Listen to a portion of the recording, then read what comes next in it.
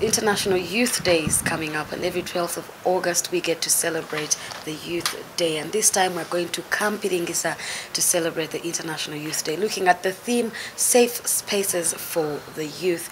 And we are in the office of the Permanent Secretary for Gender, Labour and Social Development. With us here is Mr. Pius Bigirimana, who is going to be very clear on a number of these issues and take us through what this theme actually means to us, especially now that we've seen there's been a launch on violence on children. Every 12th of August, every year, we celebrate this day. And celebrating this day is meant to make reflections on the experiences, on the challenges, and the way forward for the youth. And this year we are going to have celebrations at Camp Piringisa. This is the first time we are going to celebrate International Youth Day with a difference. Because on this same day, we shall have the Songhai model launched by the President. And this Songhai model is one of the initiatives that we have put in place to supplement other programs that are being implemented for the youth. But this Songhai model is also different because it's not the ordinary way of producing, but we are trying to produce using organic means to produce better and produce more. And therefore this day is going to be very special for the young people of this country and for the country generally, because this is the project of its kind, the first of its kind in this country. And those who will be going to Camp Piringisa, you will have to see that the Camp Piringisa, which was known for keeping young people who have come in conflict with the law, so-called a prison, for us we are going beyond that. We are now saying that instead of this place being seen as a rehabilitation center, it should also be seen as an empowerment center. And as we talk, more than 30 young people are working on the project, and we hope that by the time they leave, there will be different people, go back to their communities and serve better and be better and responsible people. The theme of this year is actually timely also, because it's talking about safe space for the youth. What it all means? It means that we have to create autonomous space which is created for individuals who feel marginalized, who feel they are a special category. And to us, we feel that the young people are special. Are special because if you look at the population of this country, children, young people below the age of 17 constitute 57%. From 18 to 30 constitute 21.3%. If you add the two together, you have got 78%. So you are talking about 78% of the population of this country is below the age of 30. So this population is very special. And it is special because if it is well managed, it can transform this country into first class in just a few years to come. Because this is a critical mass of young people. We can have what you call population dividend. A dividend for having so many young people. If they are empowered, if they have got resources, they can develop this country faster than expected. So safe space for the young people so that they can share experience, so they can have reflection and look at how they can develop themselves, but also, so in other words, this safe space should enable them to share experience and have expectations put down. I'll give you an example. The National Youth Council, which is the umbrella body that looks after the youth matters, we have deliberately created space for them. Because every year, these younger people have been meeting as council, the National Youth Council, the whole country, and they will be meeting on Saturday. Give them space so that they can sit together, share experience from the north, from the south, from the central, from the west, from the east. Different environment, different experiences, share. But not only do they share, they also raise strategies of what they want to do in the coming years. So this is a timely theme, and it ties very well with the model, the Songhai model, which we have at Camp Ringisa. We have made some facilities there. There's an administration block. There is a hall where these young people will be meeting. One of the problems that we have in this country is mindset. The young people think that they should get money easily and quickly. And that's why you see them getting into, they are developing into a population which feels they are entitled to everything that comes. They want free things, to be given money, but not think of producing. But it is also true that every effort is being done to have this mindset change. For example, contrary to those people who think that the youth level program is only benefiting people in the city, if you look at the composition, 42% of the young people have gone to agriculture. So that's contrary to what people think, that young people are not interested in agriculture. But also, we are having a component in this youth level program, skills program, so that we continue to educate, to guide, to mentor the younger people, to appreciate that it's not only the white-collar jobs, it's not only jobs in the cities that will make them be rich. If you have been following, I have said that we have developed the Green Jobs program. And one of the Green Jobs program is the establishment of industrial business shelters with the common user facilities. That is a pillar that is going to look at or help these young people to appreciate the world of work, vocational training, so that you stop being a consumer, but you also start being a producer. Any company is which I'm talking about, this model, if you went there now and see, the many hundreds of young people are there. They are not learning, they are not in the classroom.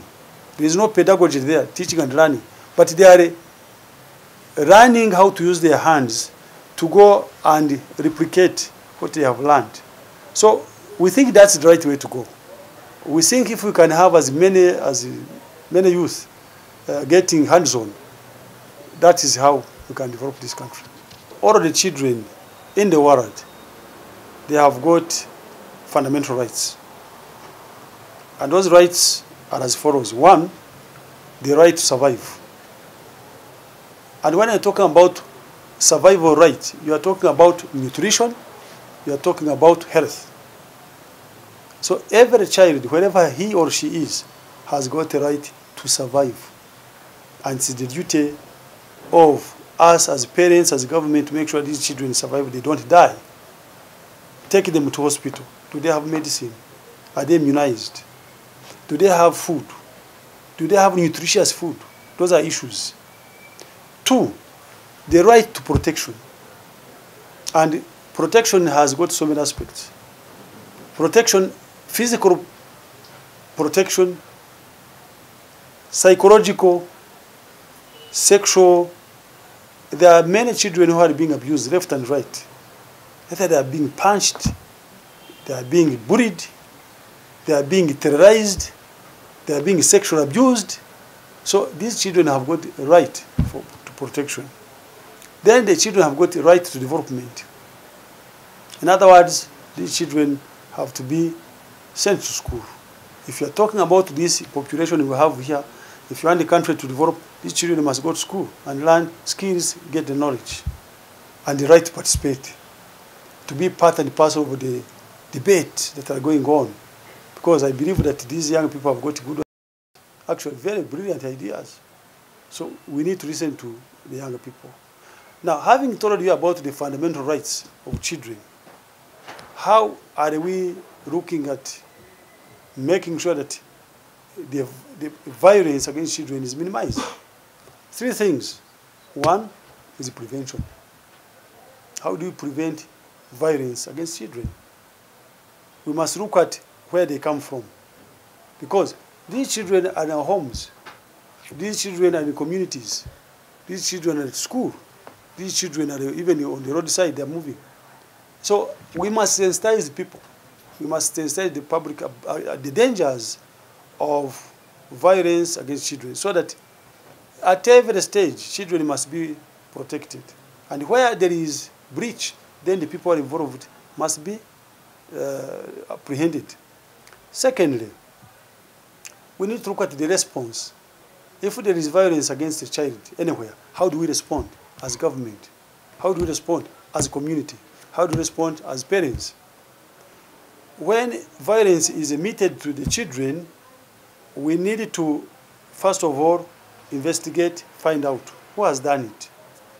2, if we get them, we have to have them prosecuted. 3, if they have been physically hurt, they must be treated, which means the Ministry of Health has to come in and do the treatment. If they have been hurt mentally or psychologically, we need psychosocial support to counsel them, and so on and so forth. Then we must have a framework where all parties, stakeholders, sit together and review. There must be coordination. Now, I want to tell you that the Ministry of Gender, Labour and Social Development is got the mandate, and we have taken the lead. We shall coordinate. We shall continue to use the data which we have gathered to make sure that we use it for budgeting and planning. But one concern which I had over this, the report which has been launched today, during the surveying, there were some limitations. But one of those limitations was the failure to disaggregate. You lump everything together as violence. In the African sense, it may not be all violence.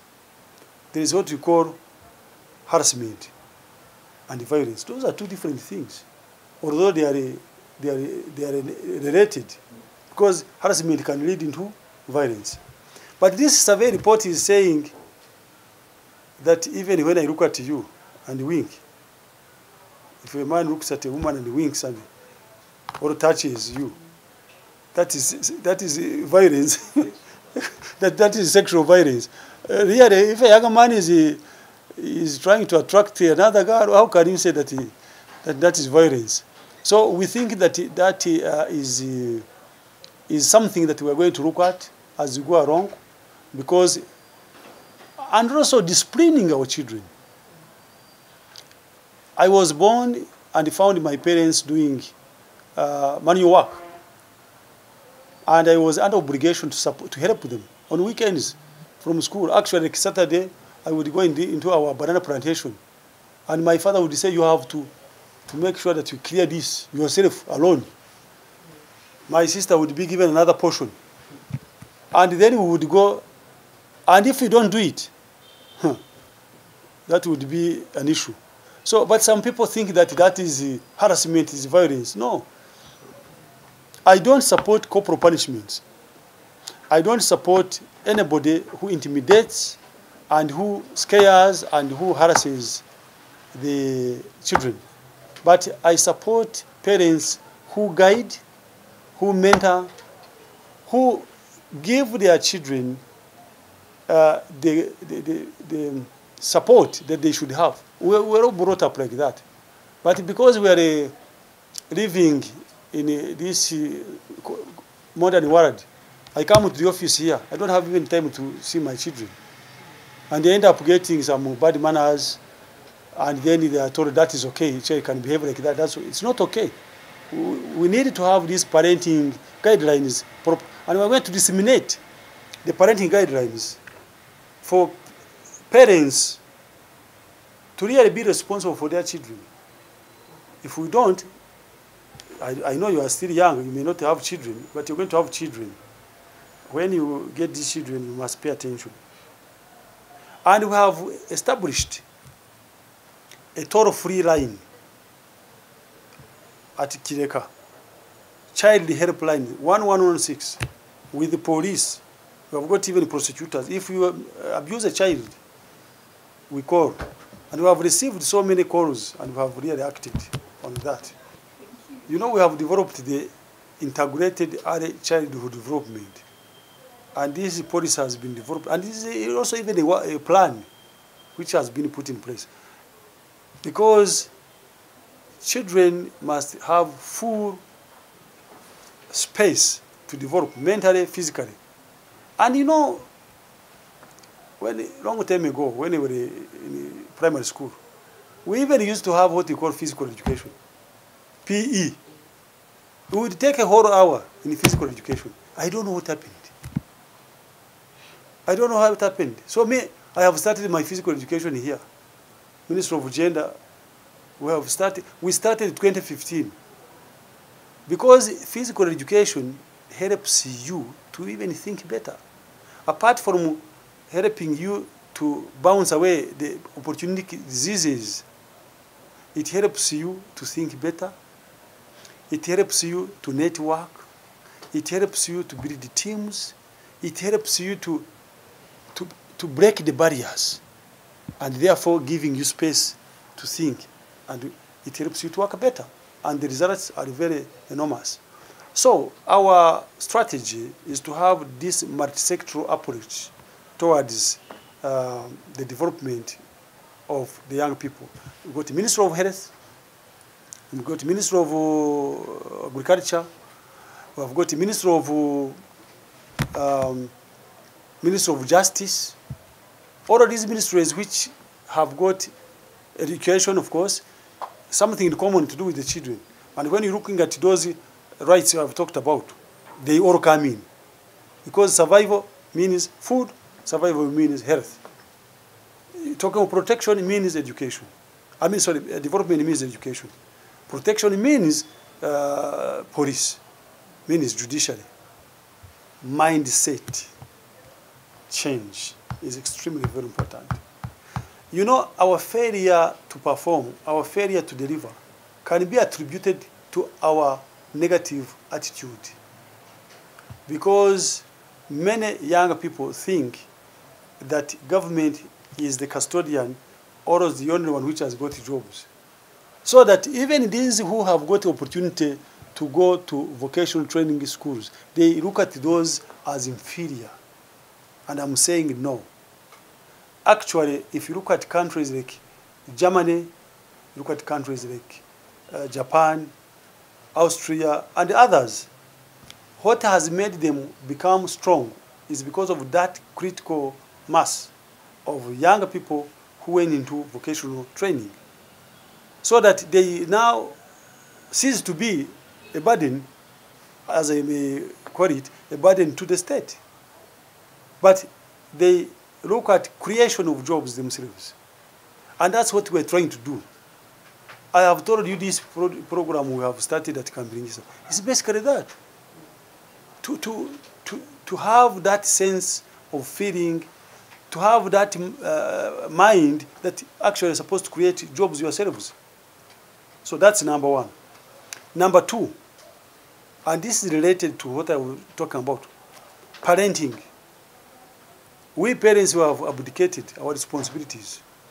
And no wonder we even say our children should go to school and the government must buy food. How can you say that? Really, you are a parent and you are busy producing every day. And you don't want to look after your child, even giving food.